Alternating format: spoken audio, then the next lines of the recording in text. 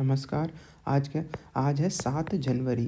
7 जनवरी आज के जो करंट अफेयर्स हैं उनमें पहला आर्टिकल है, वो है महाराष्ट्र को लेकर। तो महाराष्ट्र में जानवरों के बीच एवियन इन्फ्लुएंजा फैला है। तो एवियन इन्फ्लुएंजा मतलब जो पक्षी होते हैं उनमें जो वायरस फैलता है, तो वो है एवियन इन्फ्लुएंजा। तो इसका पहला मामला भारत में मिला है, अभी महाराष्ट्र में है। तो ये महाराष्ट्र सरकार ने इसके वजह से मीटिंग बुलाई है, तो ये देखना है। तो हमें जानना है जो पेपर के नज़रिए से कि एवियन इन्फ्लुएंजा क्या होता है। तो इसे कहते हैं बर्ड फ्लू। एवियन होता है ना, एवियन मतलब एविएशन सेक्टर भी हम कहते हैं, जो हवा जहाज़ वगैरह उड़ते हैं, तो उसी से याद कर लेना। एवियन इन्फ्लुएंजा मतलब बर्ड फ्लू से संबंधित है।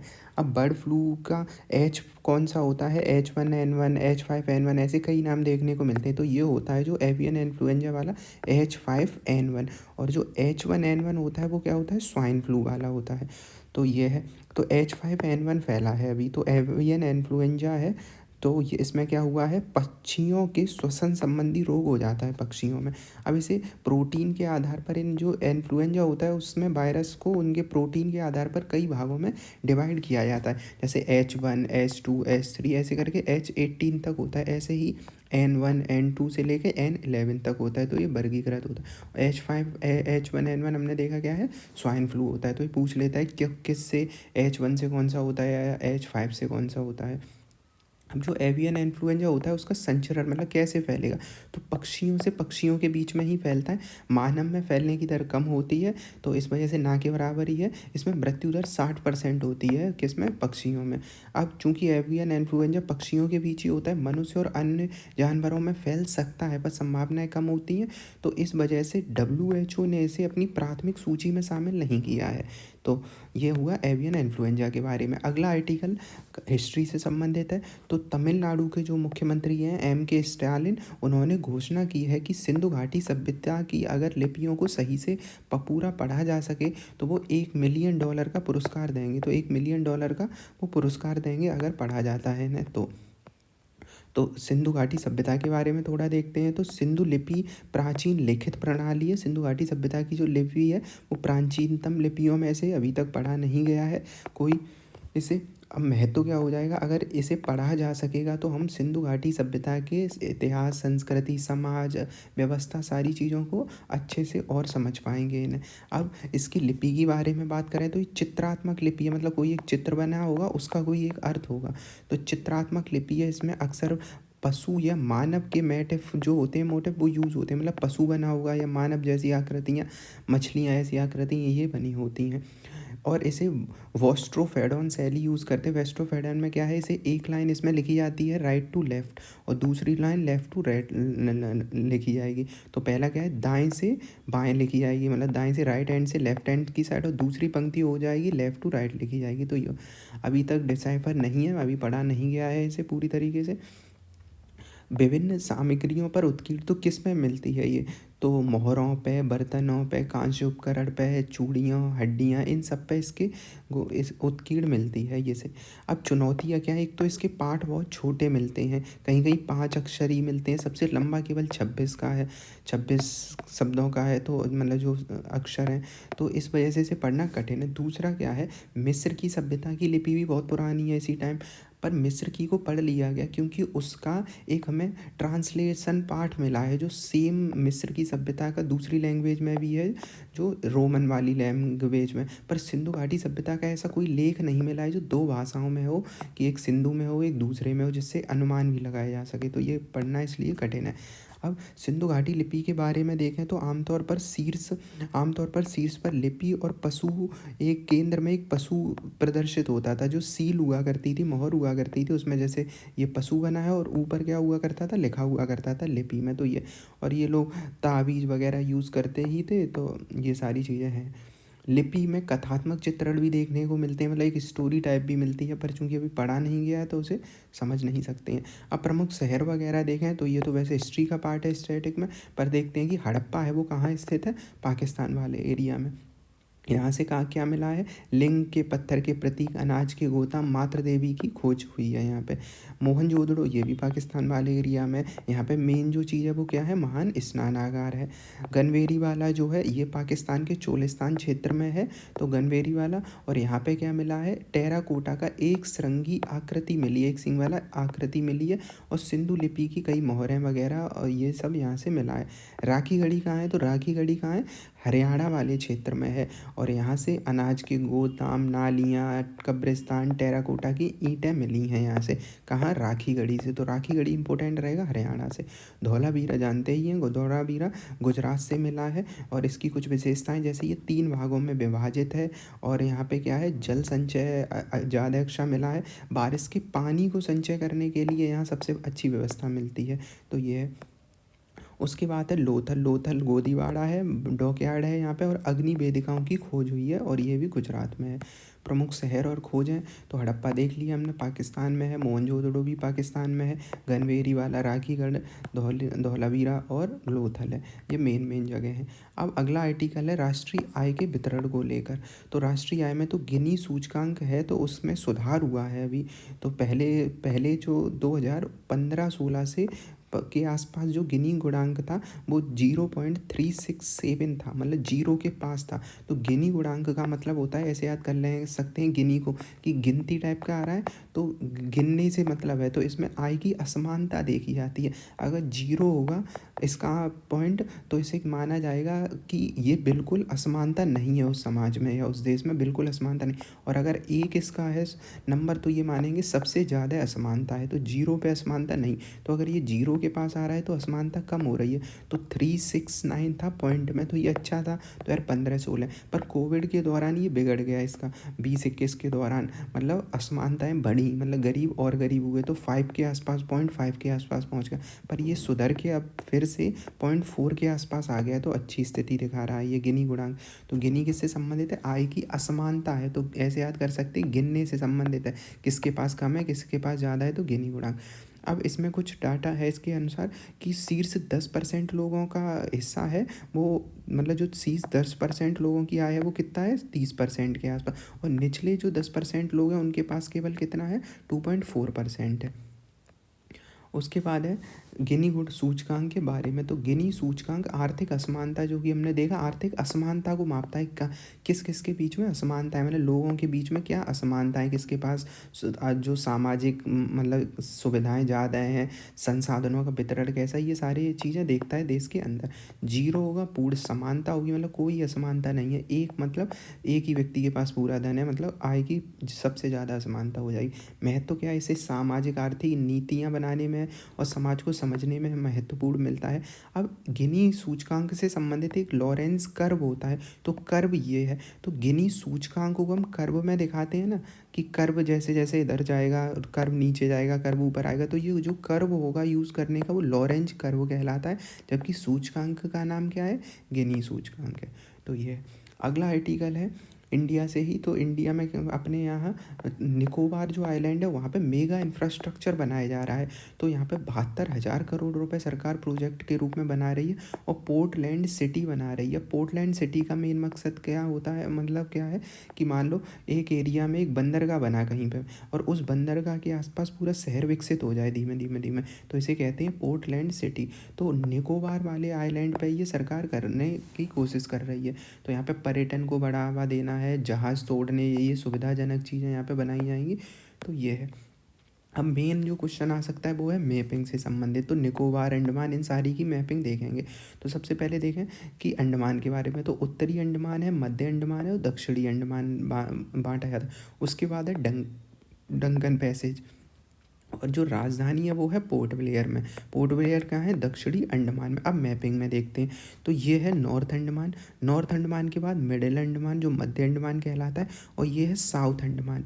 तो साउथ अंडमान वाला है। तो साउथ अंडमान में ही क्या होता है, पोर्ट ब्लेयर है। अब यहाँ पे है सैंडल पीक, जो कि यहाँ की सबसे ऊंची चोटी है सैंडल पीक। तो सैंडल पीक सबसे ऊंचा है, तो सबसे ऊपर की तरफ मिलेगा, ये नॉर्थ अंडमान में हम याद कर सकते हैं इसे। उसके बाद है मिडिल बटन आइलैंड, मतलब ये सारे नेशनल पार्क हैं, जो NP लिखा है, ये सारे क्या है नेशनल पार्क है। तो sandal peak national park, middle button, north button, south button, Jhansi की रानी, रानी झांसी और माउंट हैरियट और महात्मा गांधी मरीन है। अब पहले हमें ये देखना है अंडमान, तो नॉर्थ अंडमान हो गया, उत्तरी अंडमान, मिडिल अंडमान और साउथ अंडमान।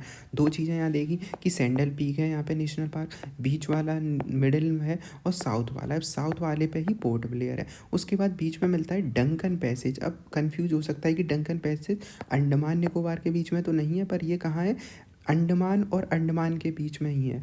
अब साउथ अंडमान और लिटिल अंडमान के बीच में क्या है, जो डंकन पैसेज है। तो साउथ अंडमान और लिटिल अंडमान के बीच में क्या है, डंकन पैसेज। तो एक ये इंपॉर्टेंट रहेगा।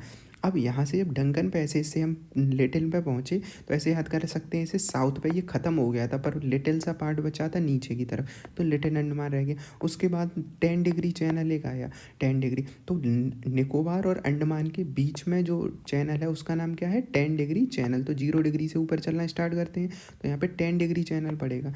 और ये किसके बीच में, निकोबार के बीच में और अंडमान के बीच में। पर अगर एग्जैक्टली पूछा जाए तो लिटिल अंडमान और कार निकोबार के बीच में। तो लिटिल से इधर आ गए कार से, तो लिटिल और कार के बीच में 10 डिग्री चैनल है। उसके बाद है ग्रेट निकोबार। ग्रेट निकोबार पे गैलाथिया बे है, जो हमने पिछली वीडियो में देखा था। गैलाथिया बे है यहाँ पे, जहाँ ट्रांस शिपयार्ड जो स्टार्ट किया जा रहा था, और यहाँ पे कैंपवेल नेशनल पार्क है। तो ये देख लिया इसमें। अब और थोड़ा देखें कि यहाँ पे आइलैंड भी देखते हैं, तो हमें मिलता है ज्वालामुखी वाले में एक नारकोंडम और एक बैरन आइलैंड। तो नारकोंडम कहाँ है, सबसे ऊपर की तरफ है, तो यहाँ नारकोंडम है। ये बैरन से याद कर सकते हैं, बीरान सा है यहाँ पे। तो नारकोंडम वाला है और ऊपर, और यहाँ पे है बैरन आइलैंड है। पोर्ट ब्लेयर जो हमने देख ही लिया है, उसके बाद डंकन पैसेज था और लिटिल अंडमान था। तो ये हो गया। उसके बाद अगर कार निकोबार आएंगे तो यहाँ के बाद कार निकोबार के नीचे ननकौरी एक आइलैंड पड़ेगा जो इम्पोर्टेंट है। तो ननकौरी आइलैंड, सम्बेरो आइलैंड, सम्बेरो चैनल और ननकौरी, ये दोनों इंपॉर्टेंट से रहते हैं। उसके बाद है ग्रेट निकोबार, जो हम पढ़ते हैं वो इसी पे है लास्ट में, इंदिरा पॉइंट। मतलब जो ग्रेट निकोबार है उसी पे क्या है, इंदिरा पॉइंट है, जो अपना दक्षिणतम बिंदु भी आ जाता है। पोर्ट ब्लेयर हमने देख लिया। अब पोर्ट ब्लेयर की अगर हम पश्चिम में थोड़ा चलेंगे तो हमें पड़ेगा सेंटिनल आइलैंड। सेंटिनल आइलैंड दुनिया भर में फेमस है, ऐसा एकमात्र आइलैंड है जहाँ अभी भी मानव हस्तक्षेप बिल्कुल नहीं है। तो ये हो जाएगा, सेंटिनल आइलैंड है। तो ये है। उसके बाद ननकौरी अभी देख ही लिया, तो ये अब एक पेपर में आ चुका है, ये कोकोस बेसिन कहाँ है। तो कोको बेसिन पूछा जा सकता है। तो बंगाल की खाड़ी के नीचे जब हम चलते हैं, मतलब सुमात्रा आइलैंड, अंडमान सी और इनके आसपास ही क्या है, कोकोस। तो कोको बेसिन पूछा जा सकता है, तो ये इंपॉर्टेंट रहेगा।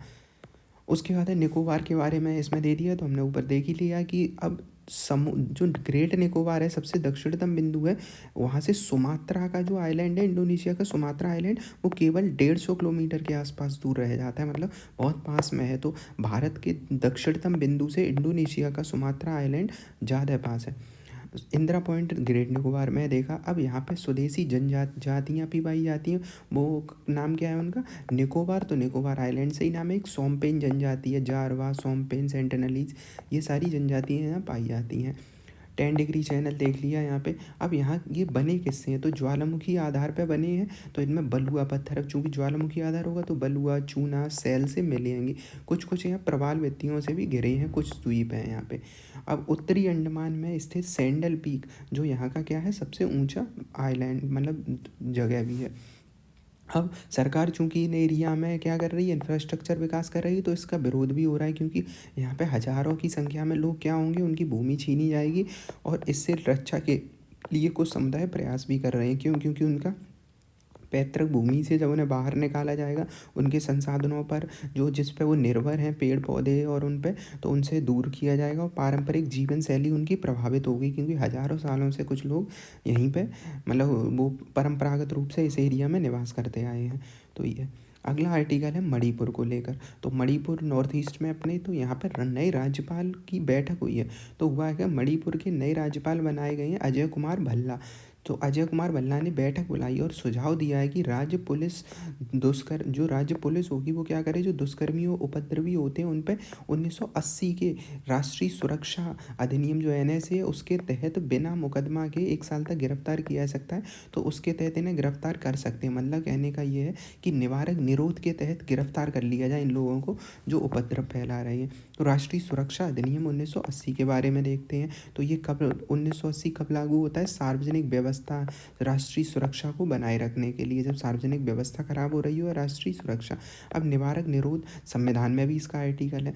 तो किसी व्यक्ति को भविष्य के आधार पर रोकना होता है कि भविष्य में वो ऐसा कर सकता है, इस आधार पर उसे रोकना और उसे मतलब उसके अभियोजन से बचाने के लिए कि वो ऐसा ना कर पाए, इसलिए निवारक निरोध के तहत नज़रबंद उसे किया जाता है। आर्टिकल कौन सा? आर्टिकल 22 है। 22 के अगर 3 में देखें, 4 और 5 में से थोड़ा देखें, तो 22 के 3 में लिखा है निवारक निरोध और व्यक्तिगत स्वतंत्रता पर प्रतिबंध की अनुमति देता है। जो निवारक निरोध है वो व्यक्तिगत स्वतंत्रता पर प्रतिबंध लगा सकता है। कब? जब राज्य की सुरक्षा और सार्वजनिक व्यवस्था का मामला हो, तो किसी व्यक्ति की व्यक्तिगत स्वतंत्रता से हटकर उसे गिरफ्तार किया जा सकता है। पर लिखा है कि 3 महीने से अवधि तक, ज़्यादा अवधि तक इसे निवारक निरोध में भी नहीं रखा जा सकता। उसके लिए फिर अलग से मतलब अलग से क्या किया जाएगा? अनुमति ली जाएगी। 22 के 5 में लिखा है कि सभी निरुद्ध व्यक्तियों को एक स्वतंत्र सलाहकार बोर्ड होगा, उसमें अपना प्रतिनिधित्व करने का अधिकार होगा, जिसमें 3 सदस्य होते हैं, जिसमें बता सकते हैं वो कि हमें गलत किया गया, ऐसा है। तो और ये आदेश जो होता है निवारक निरोध का, ये पुलिस द्वारा नहीं होता, ये सीधे मजिस्ट्रेट के द्वारा होते हैं। तो ये अब निरोध के आधार क्या हो सकते हैं? राष्ट्रीय सुरक्षा की बात हो, विदेश देशों के साथ संबंध की बात हो, राष्ट्रीय सुरक्षा हो, सार्वजनिक व्यवस्था हो, मतलब वही बात है कि व्यवस्था को भंग करने जैसी अगर कोई समस्या आती है तो निवारक निरोध के अंतर्गत किया जा सकता है। अब अधिकतम अवधि के लिए क्या होता है? तो 12 महीने के लिए अधिकतम रखा जा सकता है इसे। 12 मतलब 3 महीने पहले, फिर लास्ट में 12 तक। और निरुद्ध व्यक्तियों को अगर गिरफ्तार किया जाएगा तो 10 दिन तक तो उन्हें बिना सूचना दिए रखा जा सकता है, मतलब उन्हें कारण भी नहीं बताया जाएगा। तो सूचना दिए बिना 10 दिन तक रखा जाता है। कानूनी प्रक्रिया क्या है? निरुद्ध व्यक्ति सलाहकार बोर्ड से अपील कर सकता है, जैसा कि हमने देखा। और जो सुरक्षा परिषद है, इसकी स्थापना और इसकी स्थापना जो हुई थी उसका प्रावधान क्यों है कि राष्ट्रीय सुरक्षा के संबंध में प्रधानमंत्री को क्या दिया जाता है? सलाह दी जाती है। जमानत, अगर किसी व्यक्ति को मतलब कोर्ट से जमानत भी मिल जाती है तो उसे तुरंत एनएसए के तहत हिरासत में लिया जा सकता है, इस कानून के तहत है। और 24 घंटे में क्या है? कानून किसी व्यक्ति के संवैधानिक अधिकार को छीन लेता है कि उसे क्या 24 घंटे के भीतर मजिस्ट्रेट्स के सामने पेश किया जाता है, जैसा कि पुलिस हिरासत में भी होता है। तो ये किया जाएगा 24 घंटे के भीतर वाला। अब क्या इन किसी को मतलब कुछ है इन्हें अधिकार जो अगर निवारक निरोध में जाते हैं? तो बिल्कुल है। हैबियस कॉर्पस है जो, तो हैबियस कॉर्पस के तहत अगर किसी व्यक्ति को निवारक निरोध में किया जाता है तो बंदी प्रत्यक्षीकरण जो है आर्टिकल 32 के तहत, उसके तहत उसे अपनी बात रखने का अधिकार होता है कि बंदी प्रत्यक्षीकरण के तहत कि उसे गलत तरीके से तो हिरासत में नहीं लिया गया है। अब इस कानून का आलोचना क्यों होती है? क्योंकि अंग्रेज ऐसे कानून यूज़ करते थे, जैसे रोल एक्ट ऐसा ही तो कानून था, बिना अपील, बिना दलील के, बिना मुकदमे के। वैसा ये है। वैसे ही बंगाल रेगुलेशन एक एक्ट था 1918 में, इसमें भी आपराधिक इरादे वाले व्यक्ति को भी गिरफ्तार किया जा सकता है कि इरादा हुआ है। अब सुरक्षा परिषद के बारे में देखें, जो एनएसए है, जो सुरक्षा परिषद है, इसकी अध्यक्षता कौन करेगा? चूँकि राष्ट्रीय सुरक्षा परिषद है एनएससी, तो इसकी अध्यक्षता प्रधानमंत्री करते हैं। 1998 में इसका गठन किया गया था, किसका? परिषद का जो है वो प्रधानमंत्री अध्यक्ष था, और 1998 में इसका गठन किया गया था। इसमें कुछ सदस्य होते हैं, जैसे एनएसए होगा, क्योंकि ये क्या था? एनएससी जो था सुरक्षा परिषद वाला, पर इसमें एनएसए जो होंगे, राष्ट्रीय सुरक्षा जो सलाहकार होंगे, वो भी बैठेंगे। चीफ ऑफ डिफेंस स्टाफ जो सीडीएस होते हैं, तीनों सेनाओं के प्रमुख, वो होंगे। राष्ट्रीय उप सलाहकार होंगे, रक्षा मंत्री, विदेश मंत्री, गृह, वित्त और नीति आयोग के उपाध्यक्ष, ये सारे लोग इसमें शामिल होते हैं। तो ये था 7 जनवरी का